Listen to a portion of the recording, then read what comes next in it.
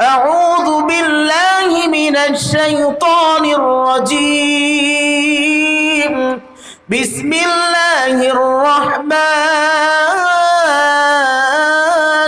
الرحيم هل أتاك حديث الغاشعة وجوه يومئذ خاشعة عاملة ناصبة تصلى نارا حامية تسقى من عين آنية ليس لهم طعام إلا من ضريع لا يسمن ولا يغني من جوع وجوه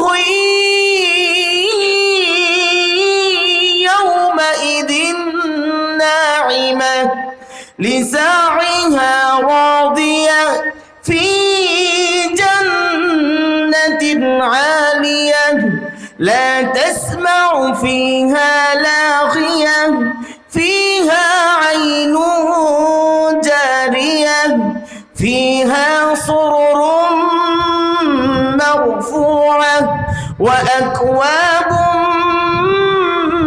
موضوعة ونمارق مصفوفة وزرابي مبثوثة أفلا ينظرون إلى الإبل كيف خلقت وإلى السماء كيف رفعت وإلى الجبال كيف نصبت وإلى الأرض كيف سطحت فذكر إنما أنت مذكر لست عليهم بمسيطر আমার ভাইরা তাকওয়া ভয় যদি পীরের ভিতরে থাকে তাহলে পীর সাহেবের দাম সবচেয়ে বেশি হয়ে যায়। তাকওয়া যদি মাস্টার সাহেবের ভিতরে থাকে তাহলে মাস্টার সাহেবের দাম সবচেয়ে বেড়ে যায়। তাকওয়া যদি সমাজের নেতৃত্ব দেনওয়ালার ভিতরে থাকে তাহলে একজন সমাজের নেতার ভিতরে তাকওয়া পরহেজগারি থাকলে আল্লাহ তার দাম বাড়িয়ে দেয়। তাকওয়া যদি আলেমের ভিতরে থাকে আল্লাহ আলেমের দাম বাড়িয়ে দেয়। তাকওয়া যদি নারীর ভিতরে থাকে আল্লাহ তাআলা নারী সম্প্রদায়ের দাম বাড়িয়ে দেয়। তাকওয়া যদি যুবকের ভিতরে থাকে আল্লাহ তাআলা যুবকের দাম বাড়িয়ে দেয়। তাকওয়া যদি ব্যবসায়ীর ভিতরে থাকে তাহলে আল্লাহ ব্যবসায়ীর দাম বাড়িয়ে দেয়। আমার ভাইয়েরা সর্ব এর মূল কথা হচ্ছে একমাত্র মানুষের সম্মান বৃদ্ধির এক নাম্বার ঔষধ, এক নাম্বার সার্টিফিকেটের নাম হচ্ছে তাকওয়া। নাম কি? জোরে বলেন, জোরে বলেন কি? তাকওয়া। এই তাকওয়া মানুষকে এরকম দামি বানিয়ে দেয়। একজন ব্যবসায়ী যখন ব্যবসা করে ইচ্ছা করলে তার দোকানের শাটারটা বন্ধ করে দিয়ে এক নাম্বার আর দুই নাম্বার তেলের ভিতরে মিক্স করে ভেজাল করতে পারে। একজন ব্যবসায়ী ইচ্ছা করলে দোকানের শাটার নামিয়ে দিয়ে ছোট ডাউল আর বড় ডাউল মিক্স করে দিয়ে দুই নাম্বারই করতে পারে। একজন ব্যবসায়ী যদি এরকম ভাবে চাকরিজীবী যদি এরকম ভাবে তাকওয়া যদি তার ভিতরে থাকে, ভালো করে বুঝেন, একজন ব্যবসায়ী চাইলেই দুই নম্বরই করার সুযোগ আছে। একজন ব্যবসায়ী চাইলেই ওজনে কম দিতে পারে। কিন্তু আমার ভাইয়েরা, যেই ব্যবসায়ীর ভিতরে তাকওয়া আছে, যে এক নম্বর দুই নম্বর মালের ভিতরে ভেজাল করে না, যেই ব্যবসায়ীর ভিতরে তাকওয়া আছে সেই ব্যবসায়ী কোনোদিন এরকম ওজনের ভিতরে কমতি দিতে পারে না। যেই ব্যবসায়ীর ভিতরে তাকওয়া থাকবে আল্লাহ তাআলা সেই ব্যবসায়ীর দাম সর্বোচ্চ বাড়িয়ে দিবেন। কথা বলেন ঠিক কিনা? জোরে বলেন ঠিক কিনা? এই জন্য আল্লাহ তাআলা কালামের ভিতরে বলেন, ইন্না আকরামাকুম ইনদাল্লাহি আতকাকুম। আল্লাহ তাআলা বলে, ও দুনিয়ার ব্যবসায়ীরা, যদি আল্লাহর কাছে দামি হতে চাও তাহলে তুমি তাকওয়াওয়ালা হয়ে যাও। কি হলা? জোরে বলেন তো দেখি, জোরে বলেন, কি ওয়ালা হতে হবে?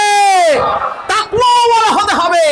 আল্লাহ তাআলা চাকরিজীবীকে বলে, ও চাকরিজীবী শোন, তুমি যার আন্ডারে চাকরি করো, তুমি যদি চাকরির মালিকের সমস্ত হুকুমগুলো পালন করো, এরকম মালিকের কাজে যদি তুমি ফাঁকি না দাও, তুমি যদি এরকম ভাবে ঠিক মতো কাজ আদায় করো, তাহলে মনে করো একজন চাকরিজীবী যখন তাকওয়াওয়ালা হয়ে যায়, তার থেকে মালিক কখনো ক্ষতিগ্রস্ত হয় না, তার থেকে কোম্পানি কোনোদিন ক্ষতিগ্রস্ত হয় না।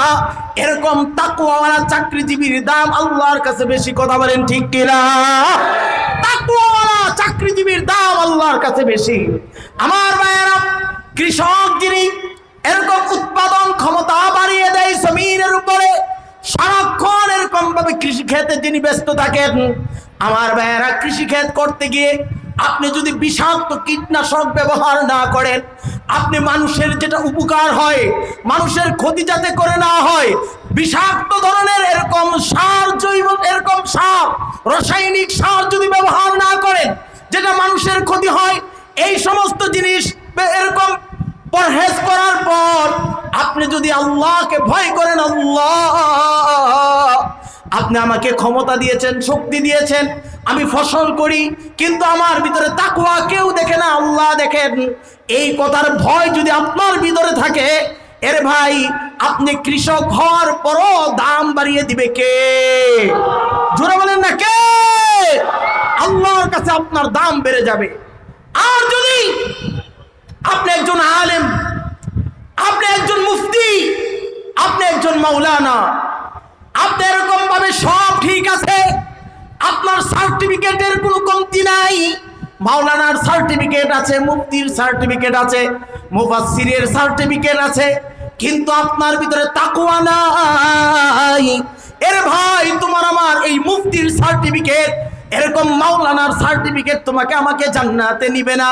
বরঞ্চ তাকওয়া, তোমার আমার তাকওয়া যদি বেশি থাকে, তাহলে আল্লাহ তাআলার নৈকট্য অর্জন করিয়ে দিবে। কথা বলেন ঠিক কিনা? শোনেন, তাকওয়া অর্জন করতে হলে বড় ভার্সিটির শিক্ষিত হওয়া দরকার নেই।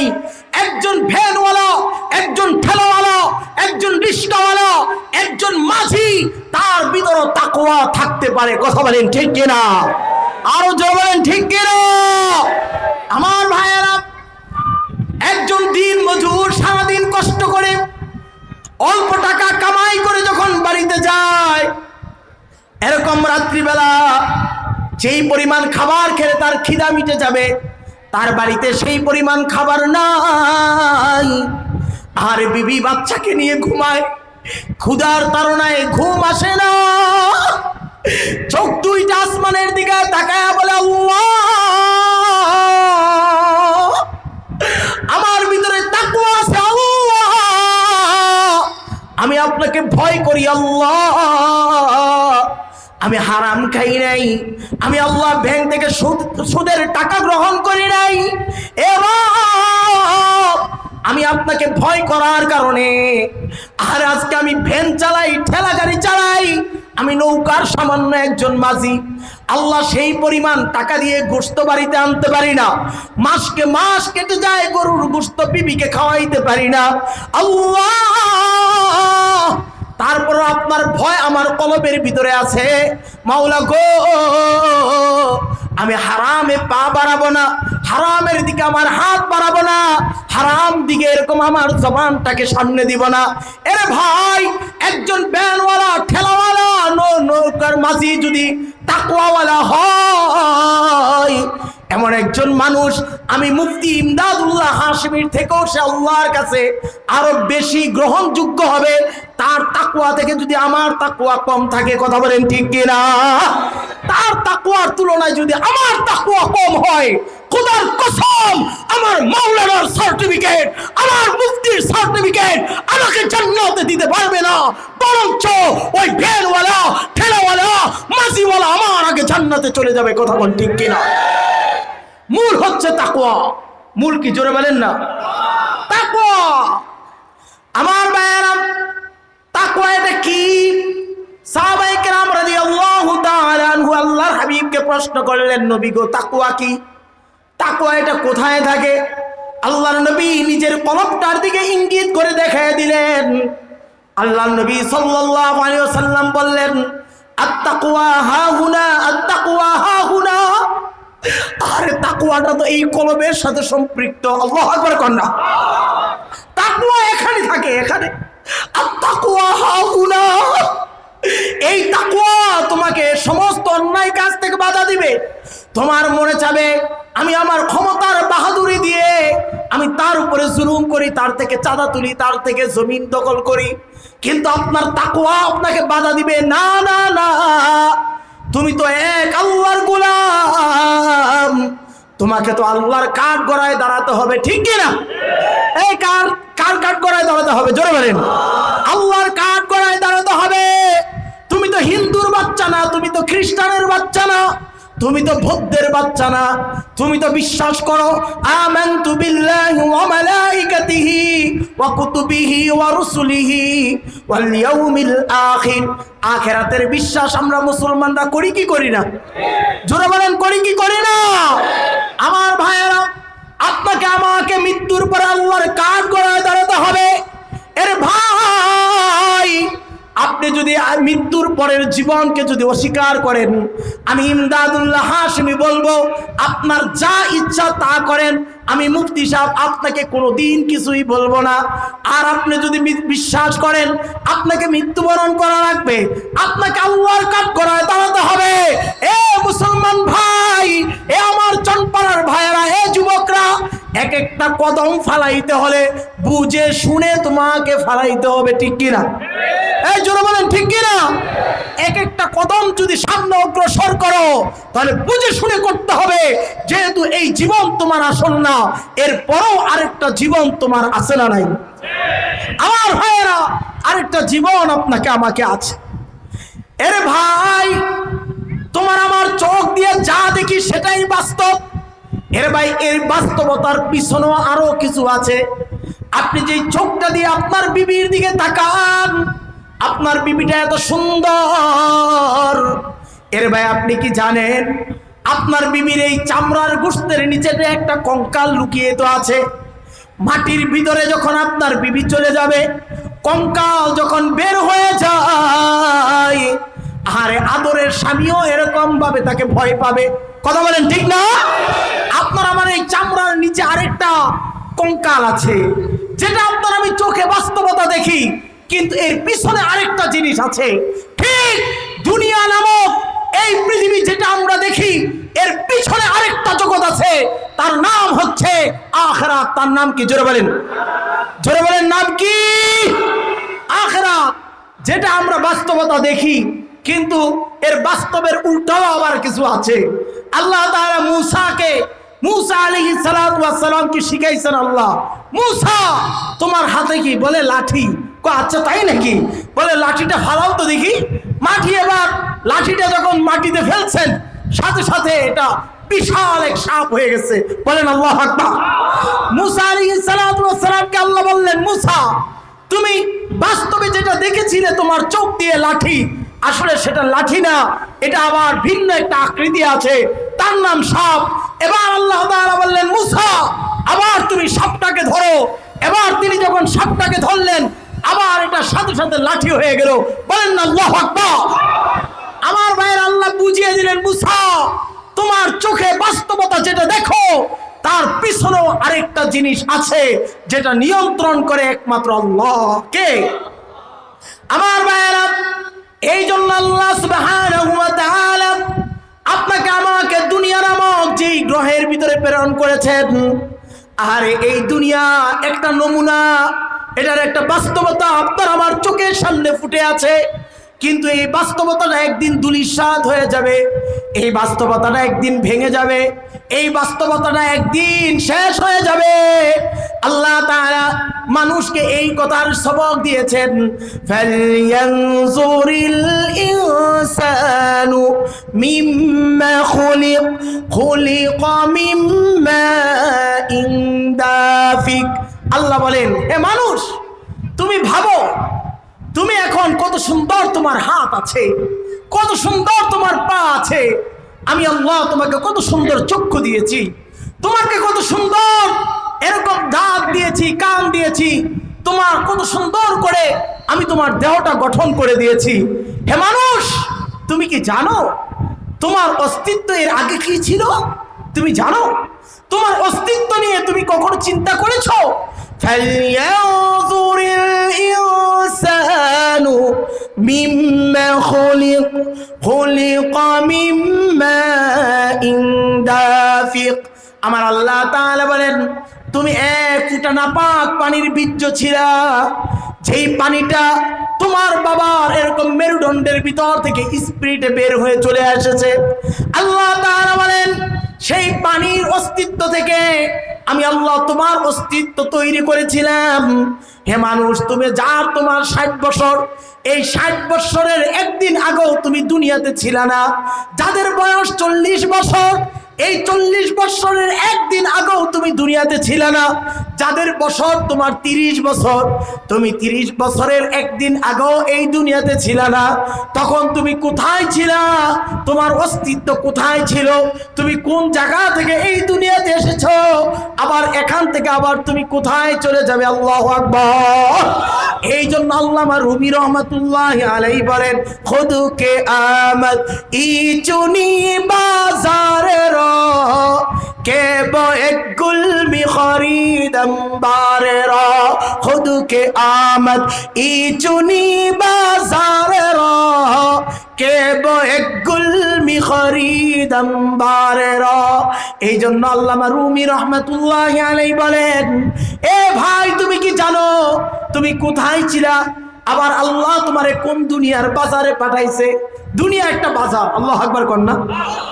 এটা কি? এটা একটা বাজার। এই বাজারে যা আপনি শপিং করবেন, যা কিনবেন, সব কটা আপনার ঝুড়ির ভিতরে নিয়েই আপনাকে রওনা হতে হবে।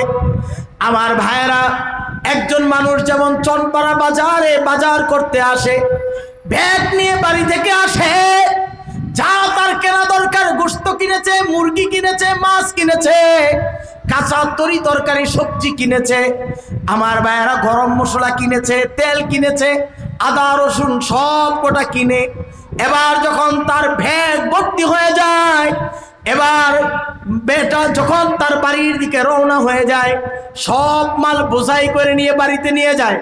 বিবি সাহেব এবার তাকে সুন্দর করে রান্না করে দামি দামি জিনিসগুলোকে সুন্দর করে পরিবেশন করে খাওয়ায়।